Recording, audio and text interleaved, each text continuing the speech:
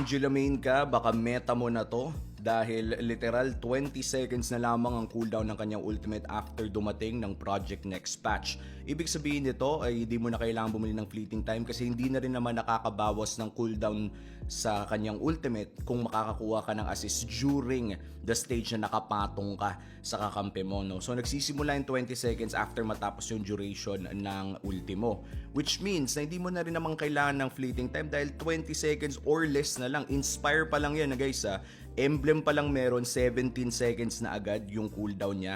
And let's say bumili ka ng mga nakakabawas ng CDR dito.